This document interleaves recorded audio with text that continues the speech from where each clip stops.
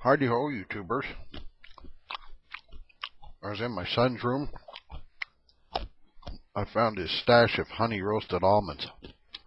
I stole some. Anyhow, sorry about that. I was having a discussion with the Eastwatch the other night. Great channel. If you're not subscribed, go check it out. I'll put a link. Anyhow, we were talking about how it always seems to cost money for preps. And before the conversation was over, I went up with a challenge to do a video on prepping that takes no money. So I'm going to step way outside my comfort zone. Hopefully, since I've gone and watched about 1 million videos on it since then, teach you how to darn socks. We have to think about these things for our preps.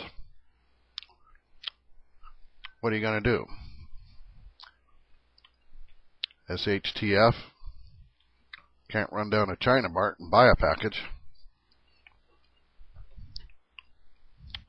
Blistered feet aren't very good either. They make these things for darning socks called a darning egg or a mushroom out of wood. I was looking at them online. I got this old doorknob. I reckon it'll do. You're supposed to put it inside your sock and then stretch it over so you can patch the hole that way. I got some thread and a needle. Hold on, I'll thread this through and come right back. Got the almonds finished. Anyhow, you're supposed to start on one side.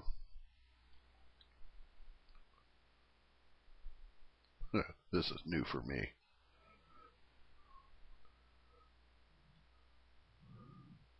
Go through from hole to hole. Okay. Cross. I don't know if you can see that. Maybe I should get some different colored thread. Okay. Pull that down a little. And then just the supposed to go over a little bit. And do it again.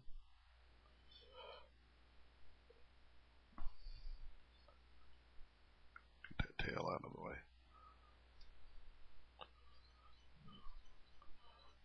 Does that show up? And just keep going across.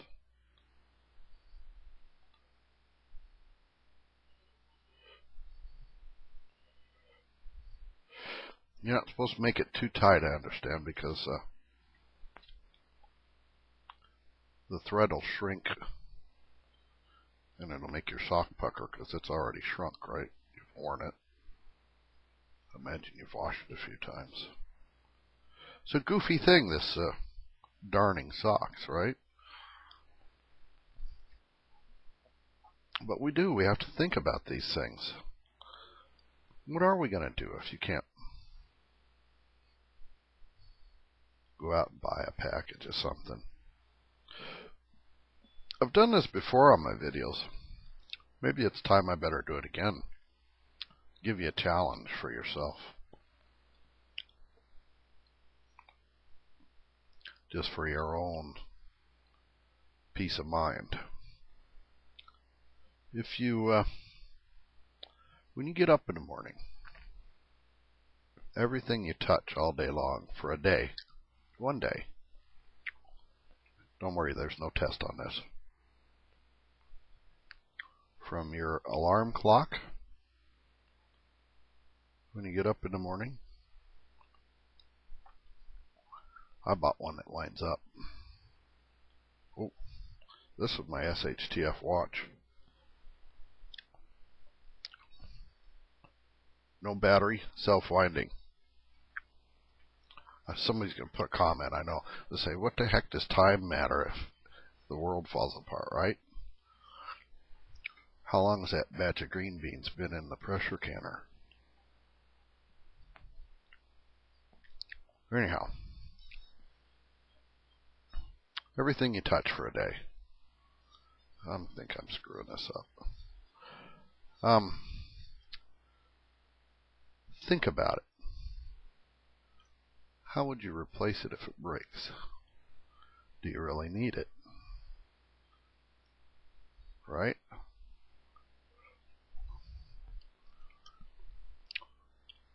What can you manufacture to replace it on your own on a long-term basis?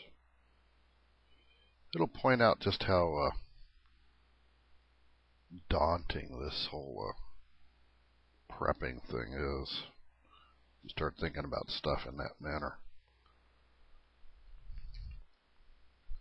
Hold this up so you can see what I'm doing, maybe a little bit. I'm not doing a very good job.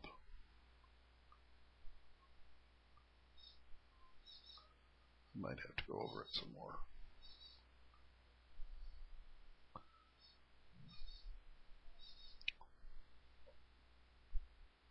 We got to start thinking as preppers. 20, 30 moves into the future. The other night I was having a conversation with Ironhead 41 and Mrs. New America Now.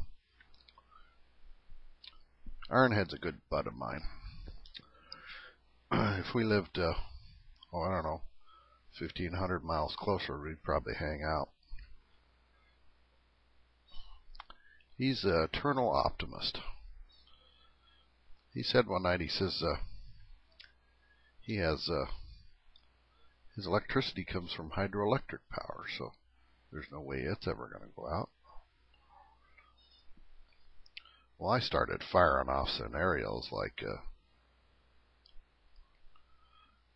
what happens if that one essential part in the electric plant breaks and the only place that it's manufactured is in Japan? Or what happens if the workers there at the electric plant don't show up to work because they're too busy trying to find food for their kids? Mrs. New America Now was in the conversation. She piped up and she says, OMG, Gold Hollow. Is that all you ever do is sit around and think up these nasty scenarios? Then we got into a big conversation about whether the glass is half full or the glass is half empty.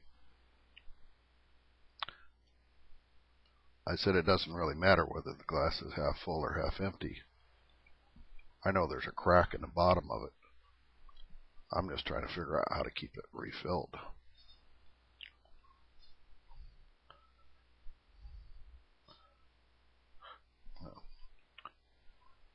Get that out of the way. This is what I got so far. I'm going to keep going and I'll come back. So I think I'm going to have to go over this some more. It looks pretty ratty. Okay. It's not real pretty, but I think it'll do. So now what you want to do is turn it 90 degrees and start going through sideways and weaving it in and out of your first go around. I won't bore you with the details because crap, we're at 9 minutes already. I'll be back. Family's in here watching Charlie Sheen. Doesn't look the greatest, but pretty good for my first try. I bet it'll keep my toes from poking out. Hate that. Well, there you have it. A video on preps for free. How to darn socks And the old man Goat Hollow goes way out of his comfort zone. I guess I got another one to do.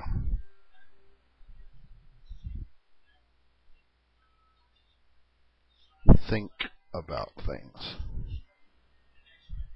Think outside the box. Look at everything in your life. Figure out how to deal with it in an SHTF scenario. If you do, we'll get through this. See ya.